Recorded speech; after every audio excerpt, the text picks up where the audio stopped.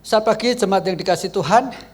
Kita mempersiapkan diri untuk masuk dalam ibadah pada pagi hari ini.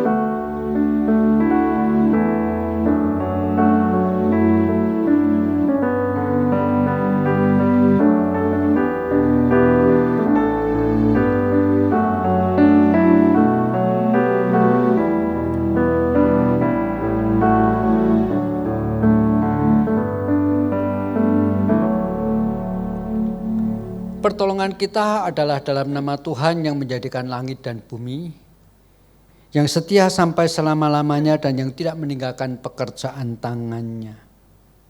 Turunlah kiranya atas kita sekalian kasih karunia dan damai sejahtera dari Allah Bapa kita dan dari Tuhan kita, Yesus Kristus. Amin.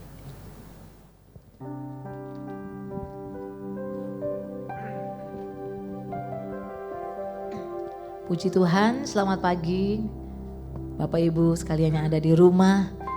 Kita berjumpa kembali dalam ibadah kita. Masih tetap sama, kita berada di rumah kita masing-masing. Tapi saya sungguh percaya jamahan Tuhan akan menjamah setiap kita, baik yang ada di rumah. Kita ada tempat ini juga. Tuhan akan menjamah kita, menguatkan kita semua. Mari kita siapkan hati kita untuk kita mau sama-sama memuji dan menyembah Tuhan kita. Sebab kita ada sampai hari ini, kita tahu semua karena anugerah Tuhan. Kita mau katakan terima kasih Yesus. Terima kasih buat penyertaan-Mu. Terima kasih buat kesembuhan yang Kau berikan bagi kami. Terima kasih buat perlindungan-Mu Tuhan. Kami bersyukur Tuhan. Terima kasih Tuhan Yesus. Engkau yang layak Tuhan. Engkau yang layak untuk kami tinggikan dan kami agungkan Yesus. Haleluya Yesus.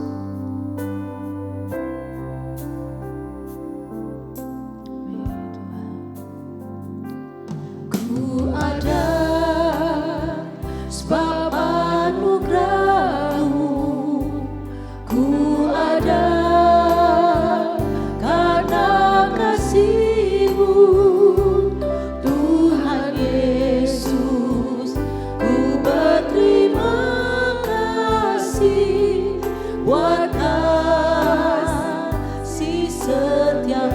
Sekali lagi, ku ada karena anugerah-Mu. Ku ada karena kasih-Mu. Tuhan Yesus, ku berterima kasih buat kasih setia-Mu. Terima kasih. Terima kasih Yesus,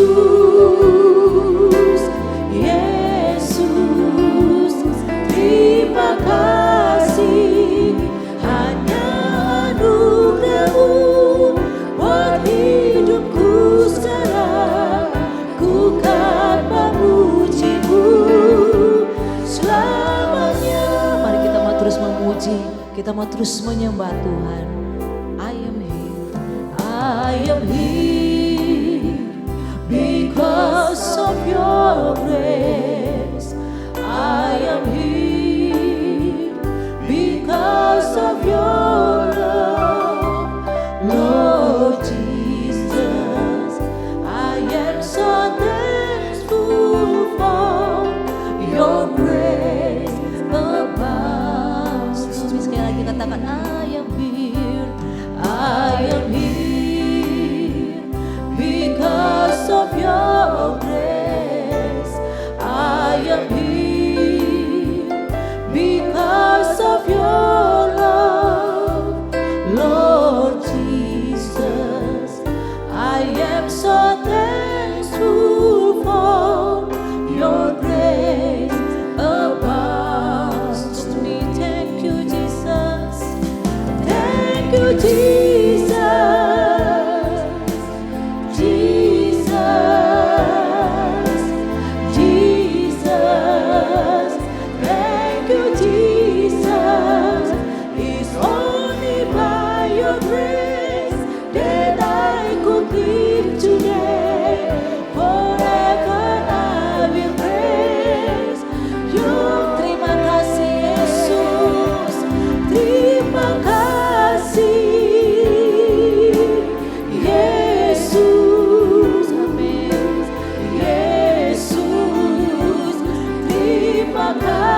kasih, hanya anugerah-Mu buat hidupku sekarang. Ku tanpamu. Sekali lagi, mari kita angkat tangan, kita katakan terima kasih Yesus, terima kasih Yesus, semua karena anugerah-Mu Tuhan. Terima kasih Yesus, amin. Hanya anugerah-Mu buat hidupku sekarang. Ku kan memuji-Mu selamanya. Hanya anugerah-Mu, hanya anugerah-Mu buat hidupku sekarang. Ku kan memuji-Mu selamanya. Katakan sekali lagi, hanya anugerah-Mu, hanya anugerah-Mu buat hidupku sekarang. Ku kan memuji-Mu selamanya.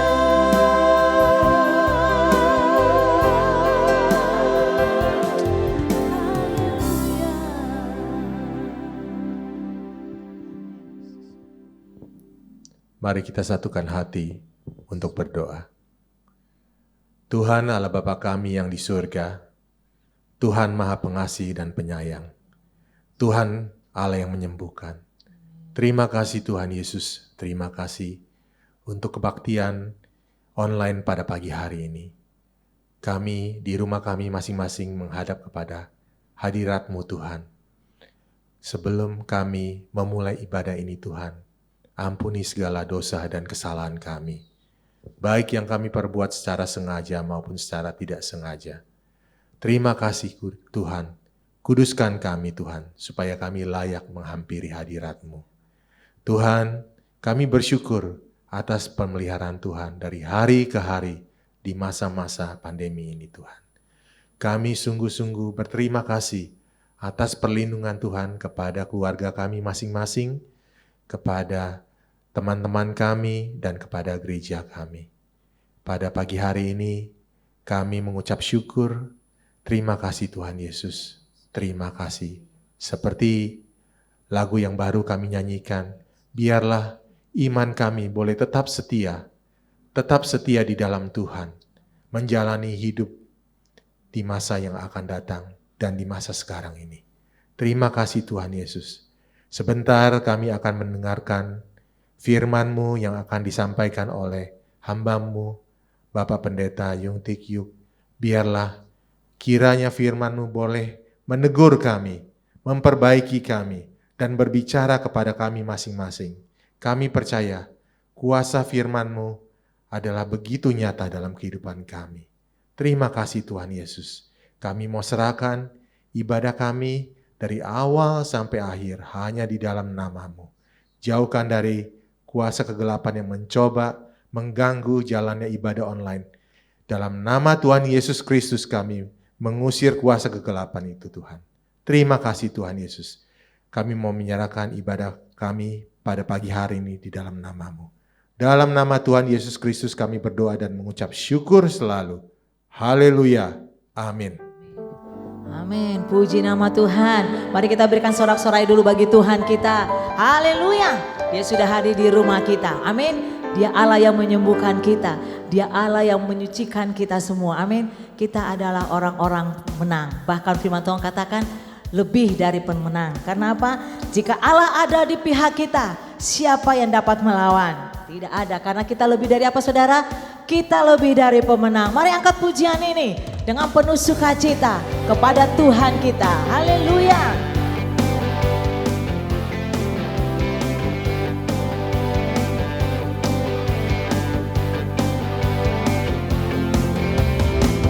Lebih dari pemenang dalam segala perkara. Iblis tak dikalahkan oleh kuasa darahnya.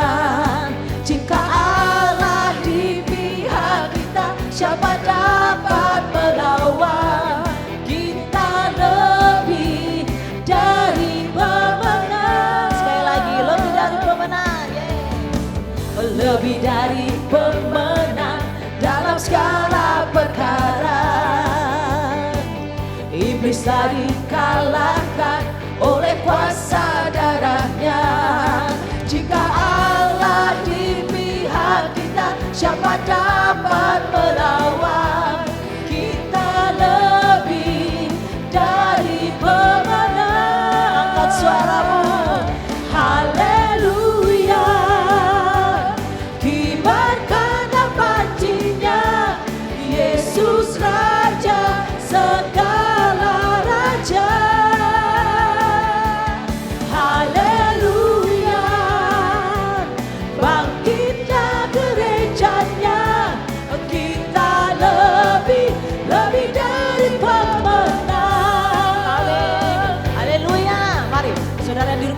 berdiri, kita naikkan pujian ini dengan penuh sukacita. Haleluya. Sama-sama.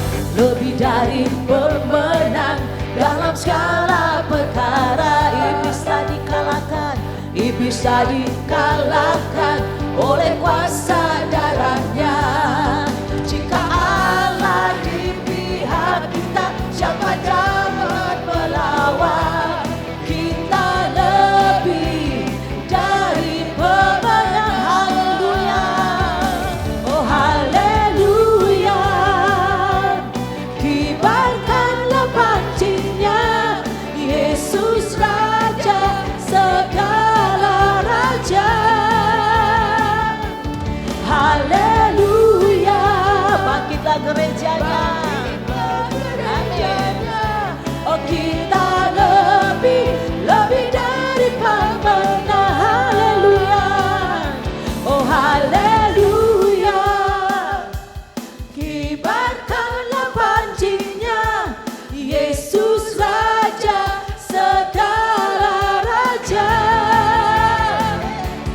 Haleluya. Oh bangkitlah gerejanya. Oh kita lebih dari pemenang. Katakan saya lebih dari pemenang. Saya lebih dari pemenang. Katakan kita lebih dari pemenang. Kita lebih dari pemenang. Haleluya. Berikan sekali lagi sorakan bagi Tuhan kita. Amin. Haleluya. Kita lebih daripada pemenang. Apapun yang terjadi dalam hidup kita, kita percaya Tuhan selalu ada bersama dengan kita, memberikan kita kekuatan yang baru. Siapkan hati kita untuk kita mau mendengarkan firman Tuhan di siang hari ini. Haleluya Yesus. Yang terutama di dalam hidup kami Tuhan, kami mau tetap terus meninggikan Engkau. Kami mau tetap terus memuji dan memuliakan Engkau di dalam hidup kami Tuhan. Terima kasih Tuhan Yesus. Haleluya Yesus. Ya terutama di dalam hidup ini, meninggikan nama Yesus. Ya terutama di dalam hidup ini, memuliakan nama. Sekali lagi katakan yang terutama.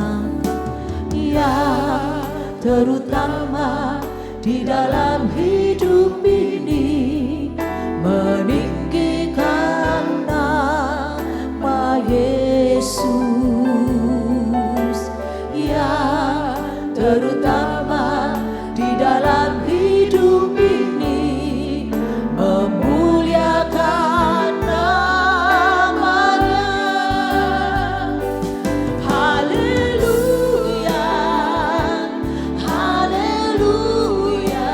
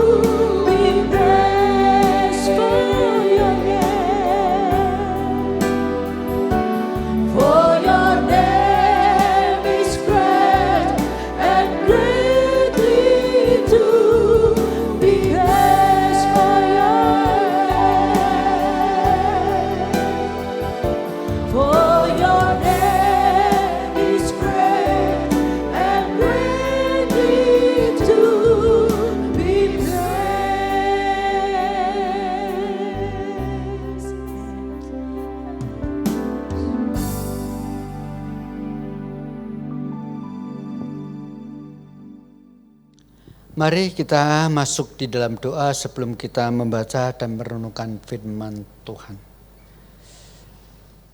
Terima kasih Tuhan, di dalam kehidupan kami ini kami tidak sendirian. Khususnya pada waktu kami merasakan ada beban yang berat menindih kami. Ketika kami seolah-olah berjalan di jalan yang penuh dengan kegelapan, tetap ada Engkau yang menyertai kami.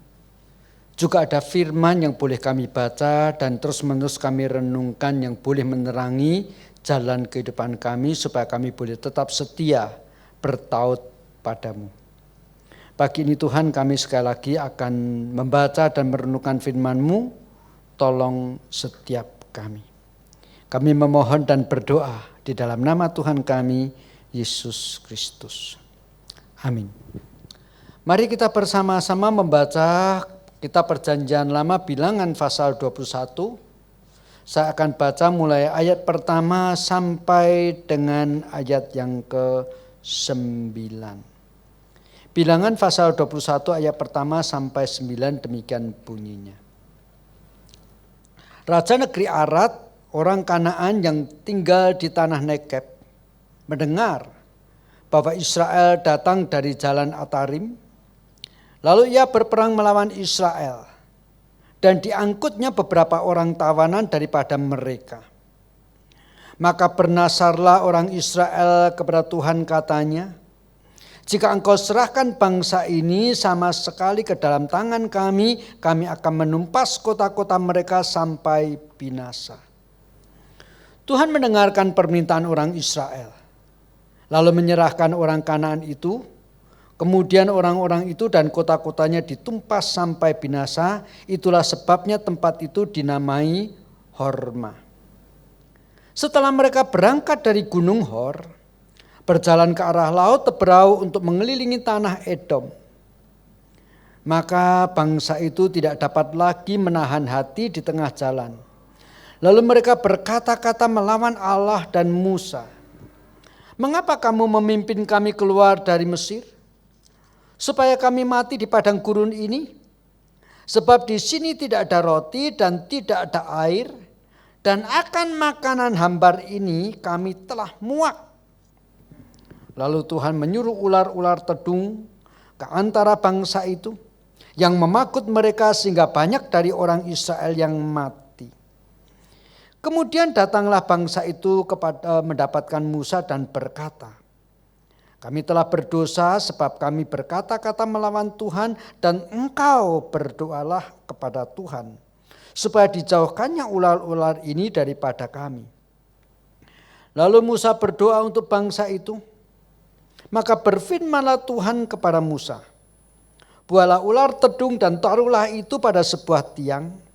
Maka setiap orang yang terpagut jika ia melihatnya akan tetap hidup. Lalu Musa membuat ular tembaga dan menaruhnya pada sebuah tiang. Maka jika seseorang dipakut ular dan ia memandang kepada ular tembaga itu, tetaplah ia hidup. Sampai di sini pembacaan firman Tuhan. Saudara kekasih dalam Tuhan Yesus Kristus, kecenderungan manusia pada umumnya selalu waktu enak bersyukur, tetapi susah dikit, kemudian juga bersungut-sungut. Bahkan jikalau karena kesusahan sedikit, berkat atau keenakan yang luar biasa yang pernah dialami dilupakan. Itu sebabnya ada peribahasa dalam Indonesia yang berbunyi demikian. Panas setahun dihapuskan oleh hujan satu hari. Orang Israel adalah orang-orang yang sebetulnya tipikal seperti ini. Minggu lalu masih ingat ketika dimunculkan istilah atau nama Yehovah Rafa. Itu Allah sudah memberikan peringatan di dalam perjalanan hidupmu setelah engkau bebas menjadi bangsa merdeka. Itu tidak selalu manis. Ada kalanya menemui kepahitan. Ada kalanya melalui kesulitan, tetapi aku adalah Allah yang setia. Dan maka itu sebabnya setialah kepadaku. Dan aku akan menyembuhkan engkau, aku akan menolong engkau melewati masa-masa susah itu. Tetapi jikalau engkau meninggalkan aku, hukuman justru akan terjadi. Itu sudah diingatkan sejak mereka meninggalkan tanah Mesir, tetapi sekian lama kemudian terjadi satu peristiwa.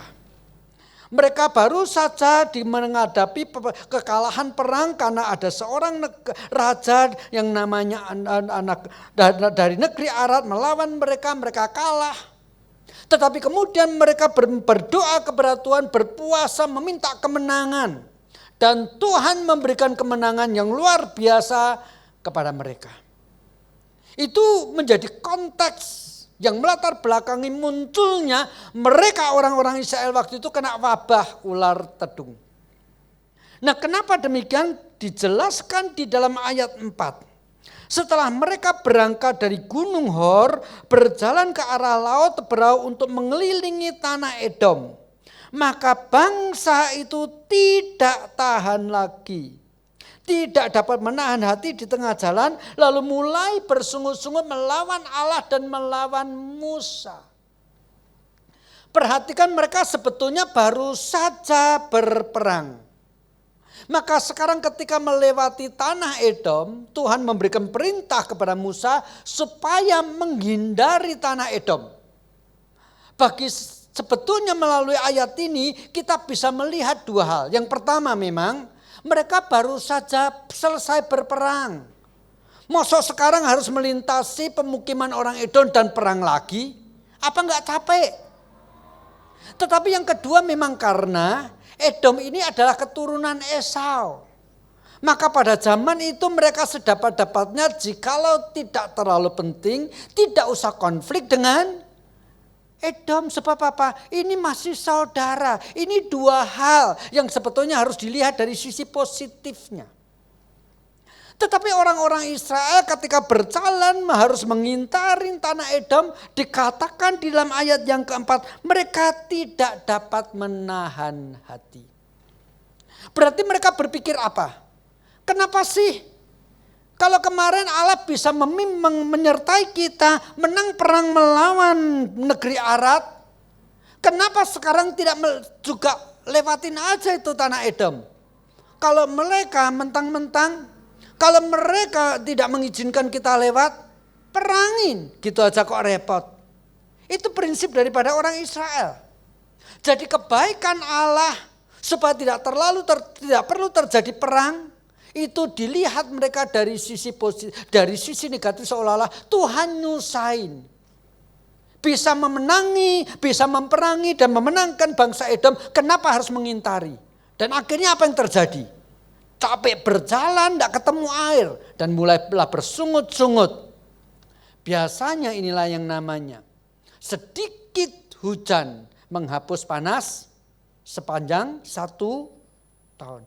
Berkat Tuhan yang tidak pernah tidak menyertai mereka, bahkan ketika mereka masih di tanah Mesir sebagai bangsa budak.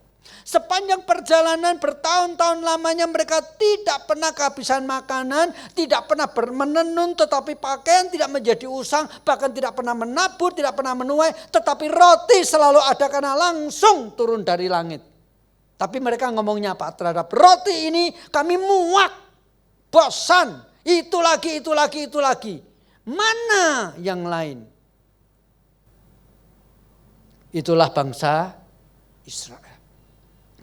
Jadi sedikit kesulitan harus mengintari tanah Edom, membuat mereka melawan Tuhan, tidak setia kepada Tuhan. Ini benar-benar sudah melanggar apa yang diperintahkan oleh Tuhan yang disampaikan dalam Keluaran pasal 15 tadi. Aku Allah yang menyertai engkau di dalam masa-masa kepahitan. Karena aku adalah Yehova Rafa. Itu sebabnya kemudian karena hal ini Tuhan mengirimkan dan mengizinkan, bukan saja Tuhan tidak menguatkan mereka di dalam perjalanan mengitari tanah Edom sesuai dengan Keluaran pasal 15 yang minggu lalu kita bahas, Tuhan justru menimpakan tulah kepada mereka. Terjadilah wabah ular tedung. Sudah barang tentu saya bukan mau mengatakan secara langsung bahwa wabah kali ini karena dosa kita. Tetapi jikalau memang ada orang yang berdosa, tidak ada salahnya kok bertobat. Maka dalam pengertian ini mari kita sekali lagi berbicara tentang ular tedung tadi. Ketika wabah ular tedung ini terjadi, mereka baru nyesal. Mereka baru sadar Tuhan memang tidak bisa dilawan. Mereka baru harus belajar melihat semua tentang hal Allah itu baik adanya.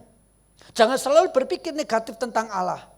Tentang orang lain, tentang seseorang, kita boleh kadang-kadang berpikir dan curiga. Jangan-jangan punya maksud buruk. Itu namanya manusia.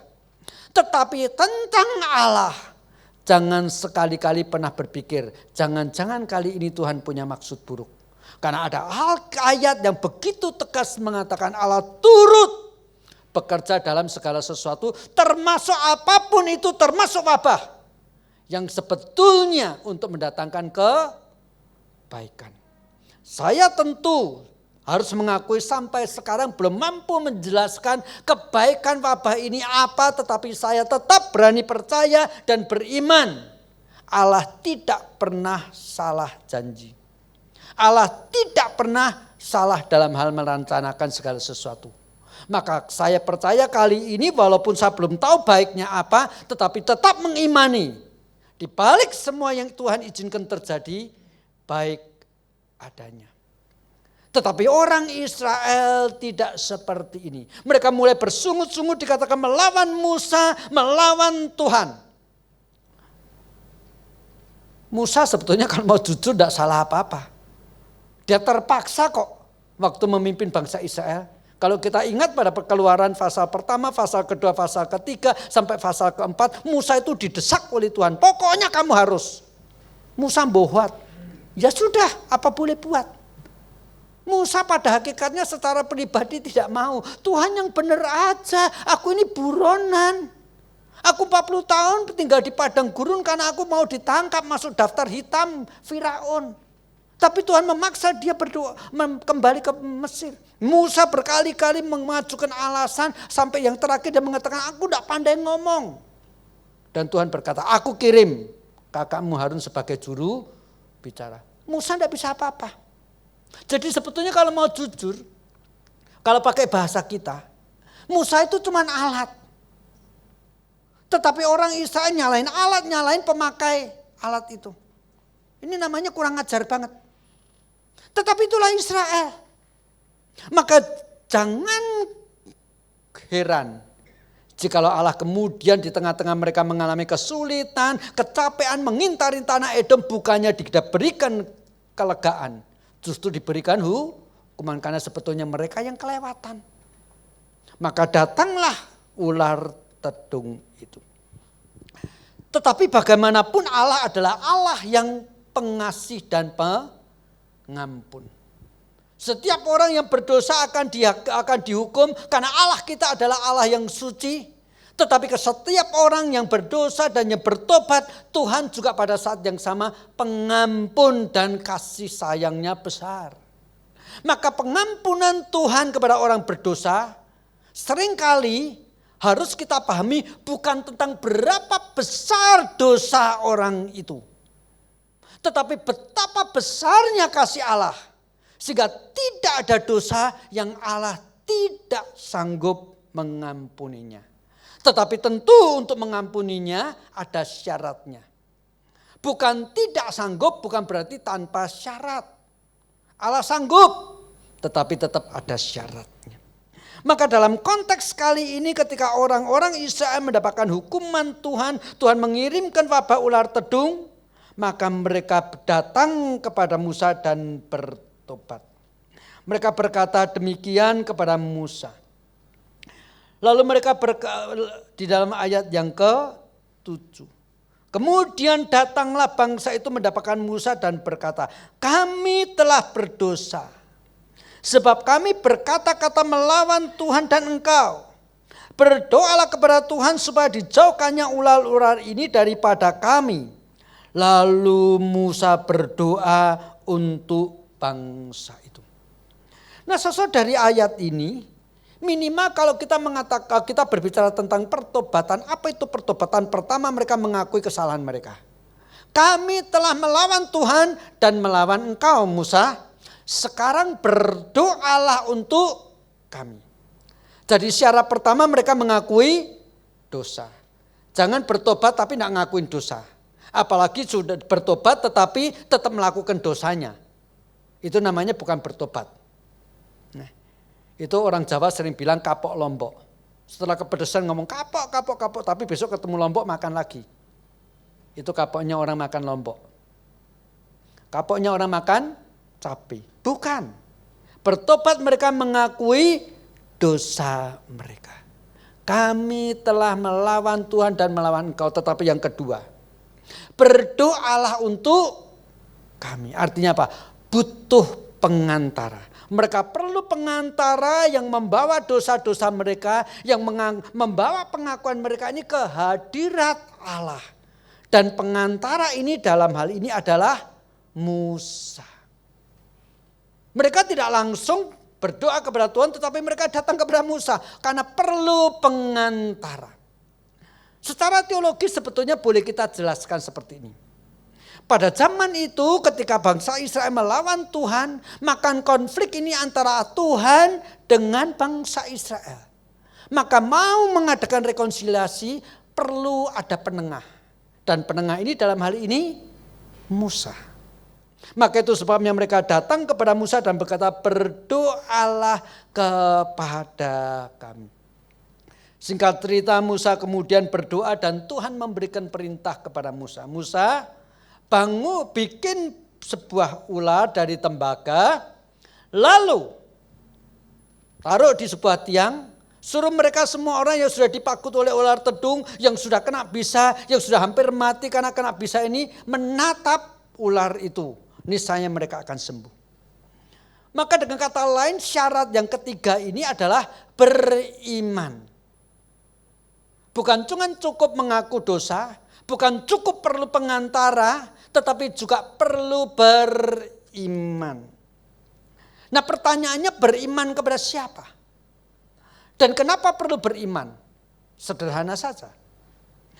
Kalau misalnya setelah Musa berdoa kepada Tuhan mengatakan, Tuhan bangsa Israel sudah bertobat mengakui kesalahannya, sekarang mereka datang kepadamu untuk berdatang kepadaku untuk menjadi pengantara. Ya Tuhan ampunilah mereka. Kemudian Tuhan berfirman kepada Musa, oke, kalau begitu saya ampuni. Oke, kamu pergi ke sebelah timur, di sana ada rerumputan jenisnya kayak begini bentuknya. Ambil sekian banyak diracik menjadi ramu-ramuan. Jikalau itu yang terjadi, maka mereka tidak lagi beriman kepada Tuhan. Mereka akan merasa kesembuhan ini karena apa? Ramuan racikan itu yang menyembuhkan bisa ular yang menggigit mereka.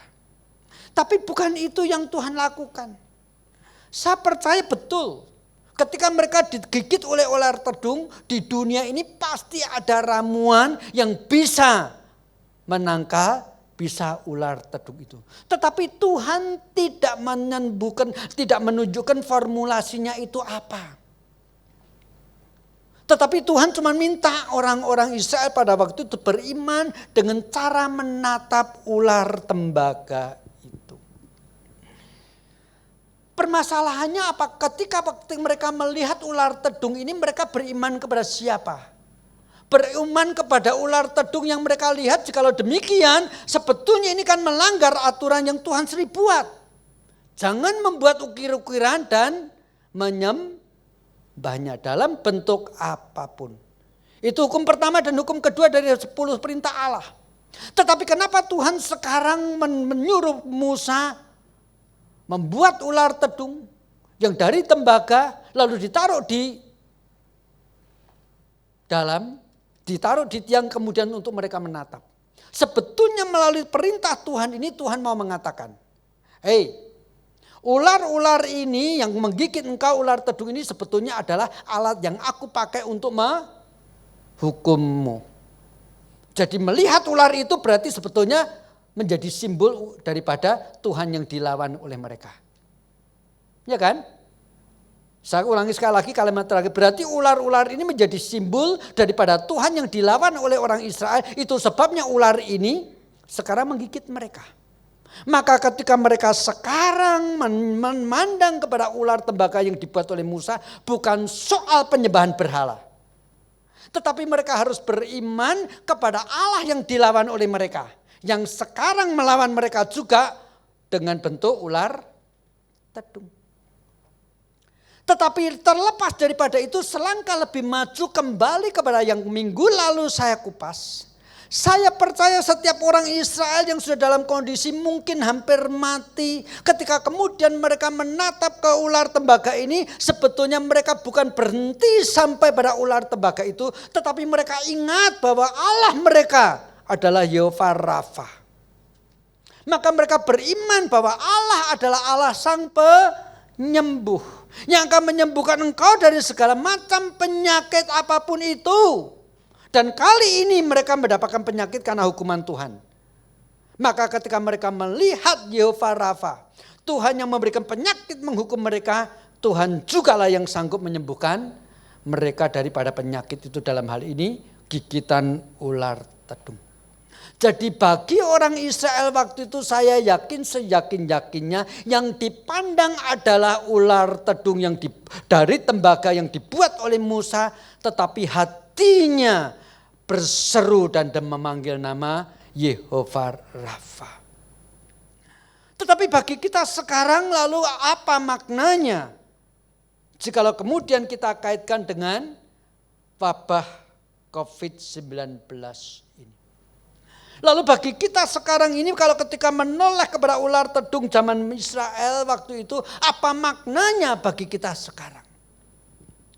Luar biasa sekali bagi kita, kita mendapatkan sesuatu yang jauh lebih limpah, yang lebih kaya daripada yang dipahami oleh orang Israel pada waktu itu. Bagi orang Israel waktu itu cuma tahu Yehova Rafa, yang memaniskan kehidupan mereka yang pahit, yang menyembuhkan penyakit mereka ketika mereka mengalami penyakit dan mereka bertobat. Tetapi bagi kita maknanya jauh lebih indah lagi. Saya akan mengajak saudara membaca kitab Injil Yohanes pasal yang ketiga. Saya akan baca mulai ayat 14 sampai dengan ayat yang ke-16. Injil Yohanes pasal 3 ayat 14 demikian bunyinya. Ini perbincangan antara Tuhan Yesus dengan Nikodemus. Injil Yohanes pasal 3 ayat 14. Dan sama seperti Musa meninggikan ular di padang gurun, demikian juga anak manusia harus ditinggikan, supaya setiap orang yang percaya kepadanya beroleh hidup yang kekal. Karena begitu besar kasih Allah akan dunia ini, sehingga ia telah mengaruniakan anaknya yang tunggal, supaya setiap orang yang percaya kepadanya tidak binasa, melainkan beroleh hidup yang kekal. Orang-orang Israel melihat ular itu berhenti sampai puji Tuhan, kami tidak jadi mati karena oleh bisa ular tedung. Berhenti sampai di sana. Tetapi kita sekarang selangkah lebih maju melihat ular tedung itu simbol daripada Kristus Juru Selamat. Maka Tuhan Yesus berkata kepada Nikodemus, Nikodemus, kamu ingat peristiwa sekian ribu tahun yang lampau? Ketika bangsa Israel, bangsa kita ada di padang gurun, Musa meninggikan ular di padang gurun. Demikian juga sekarang, anak manusia harus ditinggikan di atas sebuah tiang salib Golgota, supaya setiap orang yang percaya kepadanya tidak binasa, melainkan beroleh hidup yang kekal. Supaya setiap orang yang percaya kepadanya memperoleh hidup yang kekal, karena begitu besar kasih Allah akan dunia. Perjanjian lama, Yehova Rafa diklaim itu Allah Israel, Allah keturunan Abraham. Tetapi sampai zaman Kristus, perjanjian baru, Yehova Rafa milik semua bangsa. Boleh kita klaim adalah Allah kita juga, bahkan juru selamat kita.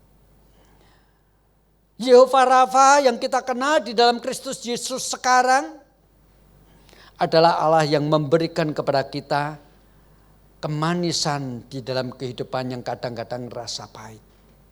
Itu sebabnya Yesus pernah berkata, marilah semua yang letih lesu dan berbeban berat. Engkau merasa hidupmu pahit, engkau merasa bebanmu terlalu berat, engkau merasa engkau tidak mampu melanjutkan perjalanan hidupmu, datanglah kepadaku, aku memberikan kelegaan. Itu sebabnya Kristus yang sama pernah berkata, damai sejahtera yang tidak dapat diberikan oleh dunia ini, karena dunia hanya memberikan yang pahit. Damai sejahtera itu kuberikan kepadamu, yang tidak dapat juga direbut oleh dunia. Yang Kristus berikan kepada kita bukan dari dunia, sehingga dunia dengan kuasanya juga tidak sanggup merebutnya. Itulah Kristus. Itulah yang dikatakan Yesus kepada Nikodemus, sama seperti Musa meninggikan ular di padang gurun. Tetapi bukan hanya sampai di sini. Jikalau Kristus datang ke dalam dunia hanya memberikan kepada kita kelegaan secara jasmani, kelegaan secara sementara di dalam dunia, maka kita cuman mendapatkan kelegaan itu sepanjang umur kita saja. Tetapi setelah kematian, sewat gitu loh. Di balik kematian apa yang Kristus boleh berikan kepada kita? Jikalau itu yang menjadi pertanyaannya, mari kita sekarang membuka 1 Petrus pasal yang kedua. 1 Petrus pasal yang kedua saya akan baca. Mulai ayat yang ke-22 sampai dengan ayat yang ke-24, demikian bunyinya. Ya, dalam hal ini Kristus tidak berbuat dosa, dan tipu daya tidak ada dalam mulutnya. Ketika ia dicaci maki, ia tidak membalas dengan mencaci maki. Ketika ia menderita, ia tidak mengancam, tetapi ia menyerahkan kepada Dia yang menghakimi dengan adil. Ia sendiri telah memikul dosa kita di dalam tubuhnya di kayu salib, supaya kita yang telah mati terhadap dosa hidup untuk kebenaran. Dan ditutup dengan satu anak kalimat. Oleh bilur-bilurnya kamu telah sembuh. Di dalam Kristus Yesus, melalui bilur-bilurnya, melalui luka-luka, melalui tetesan darah yang ditumpahkan di atas kayu salib, Dia menyembuhkan kita. Sudah barang tentu bukan menyembuhkan kita cuma dari COVID-19 tok. Karena jikalau itu yang Kristus lakukan, kelihatannya sebentar lagi sudah ada vaksin juga kok. Kalau nanti COVID-19 sudah ditemukan vaksinnya, berarti kita sudah tidak perlu Kristus lagi dong. Kalau Kristus hanya menyembuhkan kita dari penyakit jasmani. Maka ketika Petrus mengatakan oleh bilur-bilurnya kita telah disembuhkan, di sini kesembuhan yang jauh lebih penting yang tidak dapat ditemukan oleh laboratorium, yang tidak dapat ditemukan oleh para dokter, yang tidak dapat ditemukan oleh semua ahli-ahli farmasi, yaitu menyembuhkan dosa-dosa kita. Tidak ada satu tablet apapun yang dapat menyembuhkan dosa kita. Tetapi tetesan darah Kristus itulah yang menyembuhkan dosa kita. Itu sebabnya dikatakan oleh bilur-bilurnya kita sembuh. Maka sesang kekasih dalam Tuhan Yesus Kristus, orang-orang Israel waktu itu ketika terkena ular tedung, menatap ular tembaga yang dibuat oleh Musa, mereka hanya mengenal Allah adalah Allah penyembuh. Biarlah hari ini kita melihat salib Kristus menyembuhkan dosa-dosa kita, membuang dosa-dosa kita, membersihkan hidup kita dari kenajisan, membawa kita hidup benar di hadapan Allah, bahkan memberikan jaminan hidup yang kekal. Itu sebabnya dikatakan seperti Musa meninggalkan ular tedung, demikian juga anak manusia harus ditinggikan. Itu sebabnya jemaat yang dikasihi Tuhan, sebelum saya menutup perenungan pada siang hari ini, saya memberikan satu nasihat ataupun istilahnya ya, yang sebetulnya agak keluar dari konteks kita dikit, tetapi intinya yang saya mau katakan begini, kita ini jangan terlalu naif. Ular memang secara umum dalam Alkitab seringkali disimbolkan tentang setan.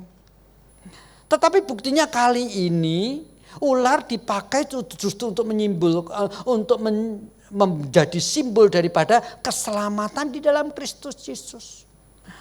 Maka kita sebagai orang Kristen jangan parno.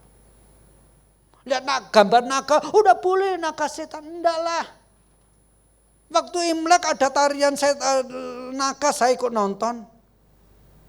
Karena saya melihat itu bukan dari sisi naga itu siapa. Ini satu keahlian yang luar biasa. Ada orang Kristen parno. Ular, lambang setan. Siapa bilang? Kali ini ular lambang keselamatan dalam Kristus Yesus. Semua ciptaan bisa positif, bisa negatif, tergantung yang memakai. Jadi dalam hal ini puji syukur kali ini ular yang biasanya konotasinya secara umum negatif hari ini ditinggikan.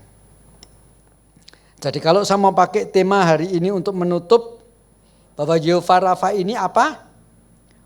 Adalah ular yang ditinggikan. Siapa ular itu? Mengagetkan sekali. Tuhan kita Yesus Kristus. Simbol loh ya. Mari. Kita bukan berhenti sampai pada simbol. Tapi kepada sesuatu yang jauh lebih penting daripada yang disimbolkan. Demikian juga kita jangan berhenti pada sebuah mujizat. Untuk apa kita menerima mujizat jikalau kita berhenti sampai pada mujizat itu tetapi tidak sanggup melihat siapa yang pelaku mujizat itu. Kalau karena mujizat kita sembuh dari penyakit, jangan berhenti sampai di sana. Bersyukurlah dan beribadahlah kepada Allah sang pelaku mujizat itu. Itu sebabnya di perjanjian lama ada seorang kafir, seorang panglima namanya Naaman, panglima bangsa Aram. Ketika banyak mengalami penyakit kusta, dia disembuhkan oleh Elisa. Dia tidak berhenti sampai kepada mujizat kesembuhan itu. Selangkah lebih maju, dia datang kepada Elisa dan berkata, mulai hari ini aku tidak memberikan korban kepada berhala-berhala. Tetapi hanya mempersembahkan korban bagi Allah Israel. Naaman tidak berhenti sampai pada mujizat mengatakan, oh ternyata sungai Yordan menyembuhkan penyakit kustaku. Tidak berhenti sampai di sana. Selangkah lebih maju walaupun dia bangsa Aram, dia selalu mempersembahkan korban mulai hari itu kepada Allah Israel. Betapa menyedihkan jikalau hari ini banyak orang Kristen hanya selalu meminta-minta mujizat-mujizat yang dari Tuhan, meminta-minta mujizat yang dari Tuhan, tetapi tidak semakin dekat kehidupannya dengan Tuhan. Bahkan seolah-olah Tuhan itu adalah sumber kelimpahan secara berkat-berkat sementara saja. Nah, puji syukur Kristus menyembuhkan dan membersihkan dosa-dosa kita. Dalam pemahaman seperti ini, saya sebagai seorang hamba Tuhan tetap menghimbau semua orang Kristen bijak-bijak jangan mencobai Tuhan. Pakai masker, sering-sering bersihkan tangan. Tetapi lebih penting daripada itu, ingat Kristus sudah membasuh dosa-dosamu dengan darahnya yang kudus. Sucikan juga hidupmu di hadapan Allah. Bukan hanya menghindar daripada COVID-19, engkau bersih-bersih diri. Tapi hindarilah dosa-dosa yang selalu juga ada di sekitar kita jauh sebelum wabah pandemik terjadi. Sebelum pandemi COVID terjadi, dosa sudah ada di mana-mana. Tetapi apakah kita juga memakai masker rohani? Apakah kita kemana-mana membawa desinfektan rohani? Itu jauh lebih penting. Tetapi bahkan kalaupun sekarang kita ini melihat memakai masker yang kelihatan, jangan lupa tetap akhirnya yang menjaga kita tetap boleh sehat bukan masker kita toh. Tetapi tetap adalah Tuhan Yehova Rafa. Mari kita berdoa. Tuhan, kami mengucap syukur. Melalui apa yang kami kupas secara singkat, kami melihat orang Israel yang sejak mereka menyeberangi laut Teberau sudah diingatkan untuk jangan mudah-mudah bersungut-sungut ketika kepahitan mereka alami. Ternyata mereka laki-laki.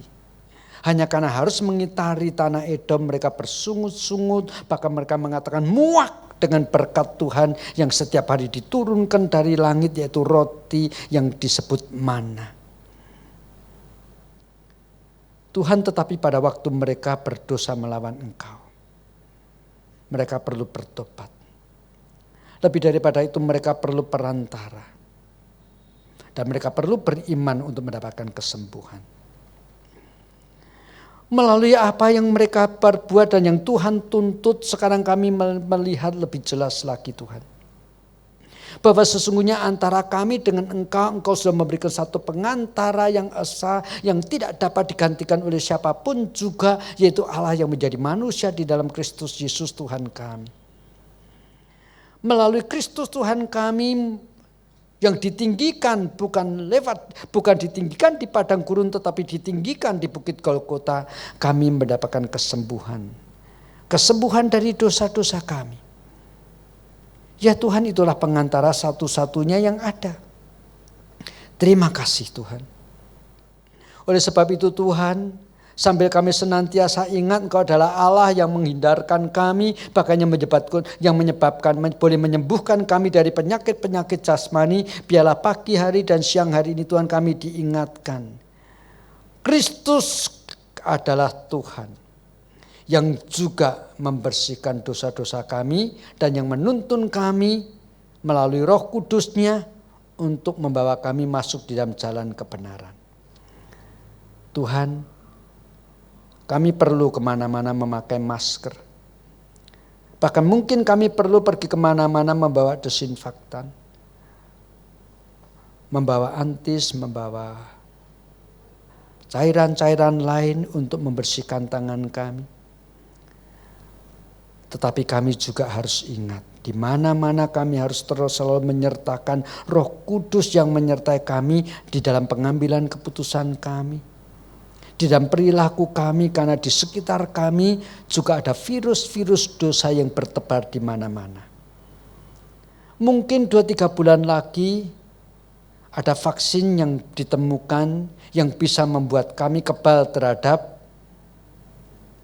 COVID-19. Yang boleh menolong kami mempunyai antibodi. Dan untuk menangkal virus-virus dosa hanya satu yang kami tahu.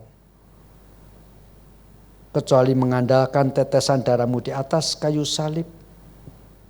Maka Roh Kudus yang Kau meteraikan tinggal di dalam hati kami. Itulah yang memampukan kami mengalahkan dosa-dosa. Jangan biarkan kami dalam hidup kami mengikuti keinginan hawa nafsu kami. Sebaliknya di dalam kehidupan kami menyerahkan Roh Kudus memimpin selangkah demi selangkah kehidupan kami. Itulah kehendak-Mu bukan ya Tuhan? Dan kami mau mentaatinya.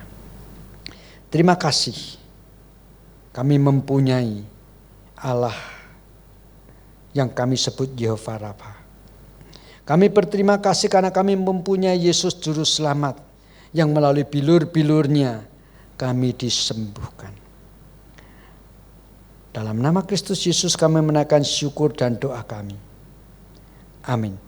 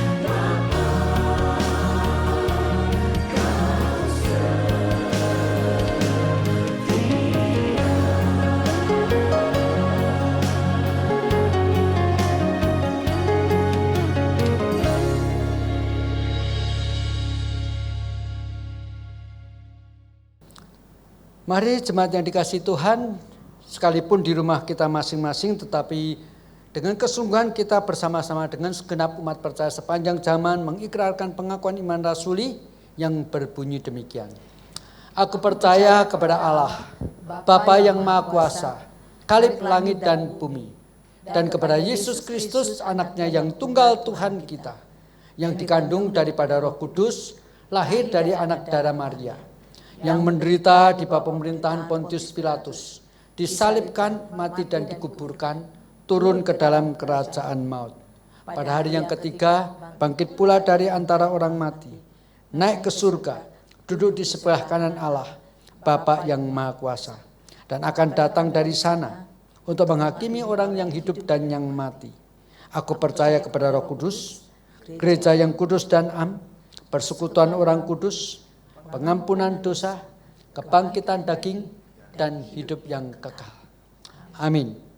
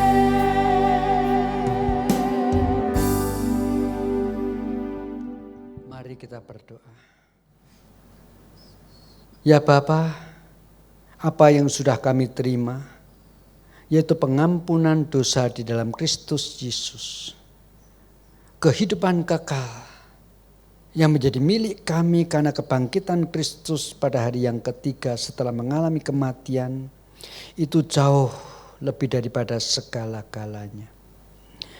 Bahkan sesuatu yang luar biasa sekali. Oleh karena itu Tuhan, jangan biarkan kami karena sedikit kesulitan yang kami alami dalam dunia yang sementara ini membuat kami kemudian bersungut-sungut melawan Engkau seperti orang-orang Israel. Tetapi biarlah ya Tuhan, ketika terjadi hal-hal yang semakin sulit pada kehidupan kami sekarang ini, kami semakin bertaut, bahkan semakin mengharap-harapkan keselamatan kekal yang Kau janjikan itu segera tergenapi di dalam diri kami. Dan bukan membuat kami menjauh daripada-Mu. Terima kasih Tuhan. Di dalam Kristus Yesus kami memiliki segala-galanya. Sehingga kesulitan-kesulitan, penderitaan-penderitaan, kepahitan-kepahitan yang kami alami sekarang ini tidak ada artinya dibandingkan semua yang sudah kami terima di dalam Kristus Yesus. Dan biarlah ya Tuhan, pengharapan kami di dalam Kristus Yesus tidak pernah hilang. Bahkan semakin kuat ketika kesulitan-kesulitan menindih kami. Dan kami percaya Roh Kudus menolong kami bertahan sampai akhir. Terima kasih Tuhan, kami boleh mempunyai pengantara yang satu-satunya, Allah yang menjadi manusia. Yang berkorban bagi kami di atas kayu salib, yang bangkit, bahkan yang kembali ke surga, duduk di sebelah kanan Allah Bapa untuk menjadi juru syafaat bagi setiap kami. Oleh karena itu Tuhan, sekali lagi hamba-Mu serahkan setiap jemaat-Mu, bahkan setiap orang yang pada pagi hari ini dan hari-hari kemudian mendengar perenungan ini ke dalam tangan pemeliharaan-Mu. Mereka mempunyai kesulitan, mereka mempunyai pergumulan, ada yang mengalami sakit penyakit satu persatu. Tuhan, apapun itu kondisi mereka, Engkau Allah yang Maha Tahu. Dan biarlah seturut dengan kebutuhan mereka satu persatu. Kristus pengantara satu-satunya membawa ke pergumulan-pergumulan mereka naik ke hadirat Bapa. Dan Tuhan, ya Bapa, jikalau Engkau pandang baik, siapa lagi doa dan permohonan yang tidak Kau kabulkan jikalau doa itu adalah doa anak-Mu sendiri yang duduk di sebelah kanan-Mu. Kami mengucap syukur, Kristus bukan hanya juru selamat kami, tetapi juga juru syafaat kami. Terima kasih Tuhan, terima kasih Tuhan. Oleh karena itu Tuhan, untuk setiap jemaat, untuk setiap orang Kristen, baik yang mendengarkan renungan pada siang hari ini, bahkan siapapun juga, semua anak-anak-Mu Tuhan, kami hantar ke hadirat-Mu. Biarlah Kristus menjadi perantara. Dan biarlah kami mensyukuri yang kami peroleh di dalam Kristus Yesus dengan menaikkan puji-pujian dan doa yang diajarkan oleh Kristus sendiri. Bapa kami yang di surga, dikuduskanlah nama-Mu. Datanglah kerajaan-Mu, jadilah kehendak-Mu di bumi seperti di surga. Berikanlah kami pada hari ini makanan kami yang secukupnya. Dan ampunilah kami akan kesalahan kami, seperti kami juga mengampuni orang yang bersalah kepada kami. Dan janganlah membawa kami ke dalam pencobaan, tetapi lepaskanlah kami daripada yang jahat.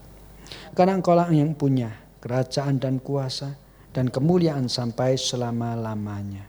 Amin. Bagi Bapa, Anak, dan Roh, puji, hormat, dan mulia, dulu, sekarang, tak berubah, hingga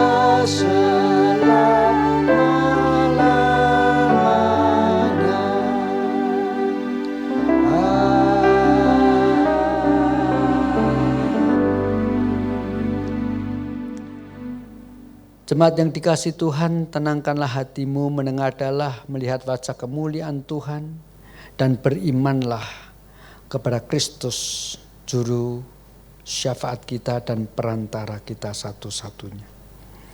Dan terimalah berkat-Nya sekarang.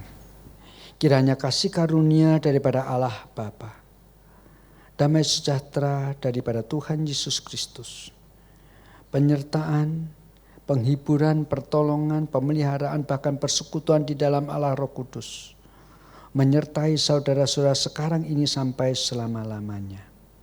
Amin.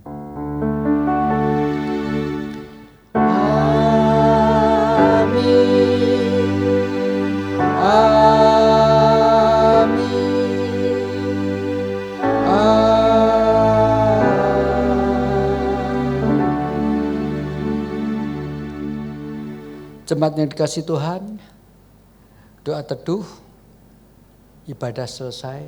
Oke, sampai jumpa minggu depan. Tuhan Yesus memberkati.